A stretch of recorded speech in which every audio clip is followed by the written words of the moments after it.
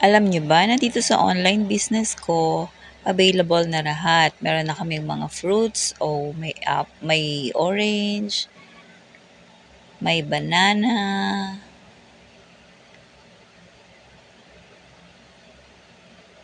Kanino? meron ding peras, Tola ba yun? meron ding gulay, patola, apple, kamatis, Kaya pala may prutas. Kala ko sayote, kakainin.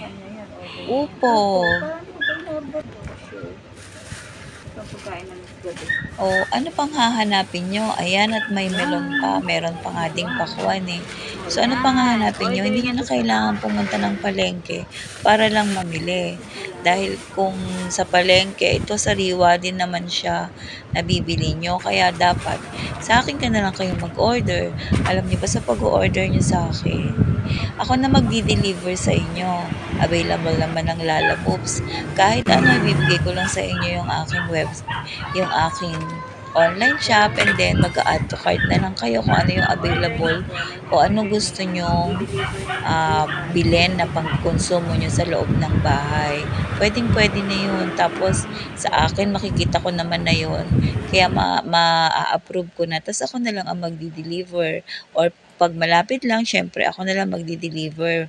Pero pag malayo, lalamove na lang tayo. Madali lang naman, at least yung na-save na yung time nyo na pagpunta sa grocery at sa palengke.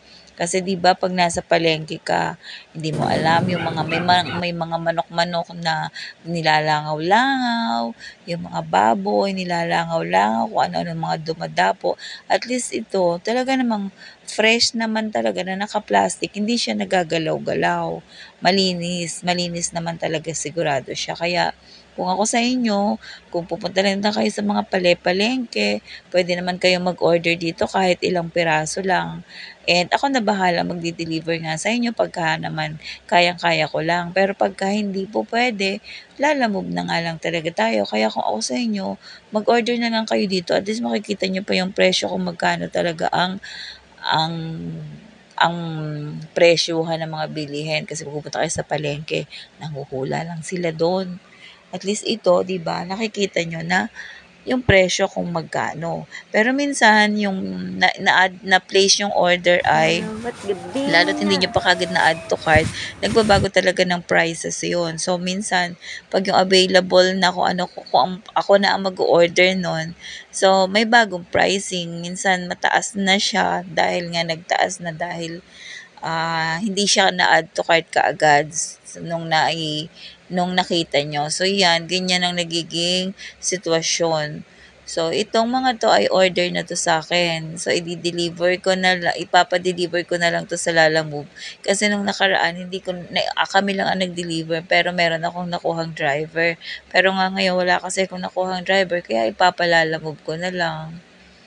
So, ayan, halos lahat naman meron na dito, kaya kahit ano, grocery, meron din mga gulay, meron nga din mga karne, meron din mga frozen foods, mga kung ano-ano pa na wala dito sa tindahan. Dito ko na lang din ino-order, tapos idadala ko sa may mga order sa akin. So, napakawalang hassle po talaga. Kaya kung ako sa inyo talaga, napaka-easiest way na talaga na gawin ito. Sa akin na lang kayo mag-order kasi ako ang community leader dito sa lugar namin. Kaya pwedeng-pwede na kayong mag-order sa akin.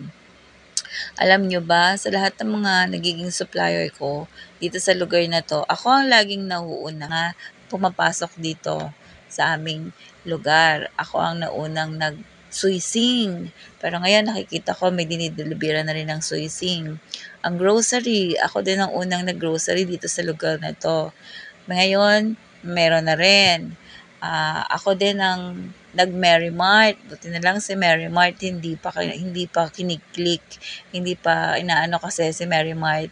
Medyo malaking bultuhan kasi si Mary Mart. So, mahirap talaga kung sari-sari store lang talaga ang mag-a-avail no. Napakahirap Yang mga ganyan, sikreto nila yan. Kahit nga sa pagluluto, di ba may mga secret ingredients sila na hindi sinasabi. Kasi yun yung ano kasi nila pinaka-advantage nila Pero ngayon nga, ngayong panahon na to, hindi na ganon. Nang dahil nga sa social media, wala nang sikreto, open na ang lahat. Kaya marami nang nakakagaya, marami nang tumutulad. Ang competition, sobra na, pero wala, ganun talaga ang buhay. Matira ang matibay. Pagkatapos i-segregate o paghiwa-hiwalayin ng mga order, kailangan naman nating ipack ang for delivery ngayong araw. So, ayan yung sabon, hinihiwalay ko talaga or nilalagyan ng plastic para hindi humawa sa mga pagkain. Kasi pag-iisahan ko na lang siya ng kahon para naman hindi masyadong maraming box na magagamit. So, ayan, yung mga sabon, inuna ko muna nilagay sa ilalim, tsaka yung mga bote. Ganyan ako mag-pack ng mga delivery.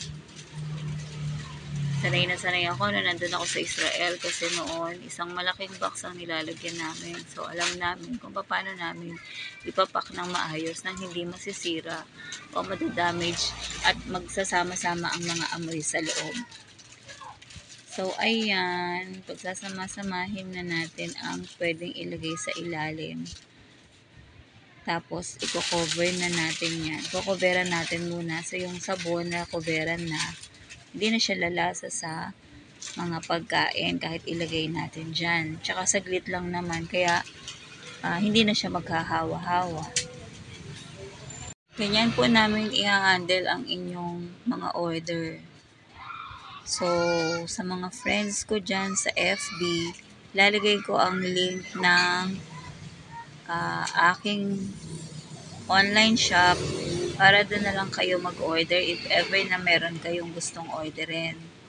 I-add to cart nyo lang naman, and then kung tinatamad kayong mag-add to cart, so pwede nyo rin sa akin i-message yung mga order nyo, and then ako na lang ang mag-order. I-try ko na rin mag-post ng mga items sa aking FB page, FB wall para makikita nyo kung ano ang available mga products. So, pwede nyo orderin yun. Meron tayong 3 beses na delivery.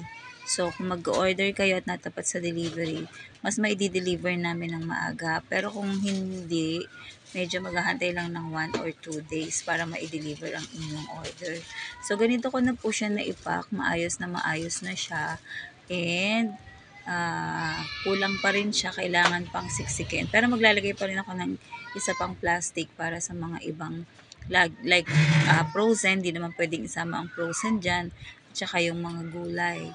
So yun nga, kung sakaling gusto niyo mag-order ay ipopost ko yung link, and click na lang po ninyo ang link at doon na lang po kayong mag-order, or wag po kayong mahiyang mag-message sa akin kung ano yung mga items na gusto nyo. Basta sinasabi ko po sa inyo, may mga available tayong frozen products, gulay, prutas, at mga kahit karne, manok, beef, meron na rin po tayo dyan. Kahit mga pang samgyup, meron din po. Kaya, i-message nyo lang po ako kung ano yung kailangan nyo, and then kahit ako na po ang bahalang mag-order, and then kung malapit lang kayo sa amin, kami na ang mag-deliver para sa inyo.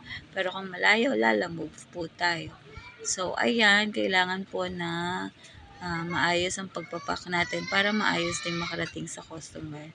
So, ito, iniready ko na, and maya-maya lang ay tatawag na ako, magpapabook na ako sa Lalamove.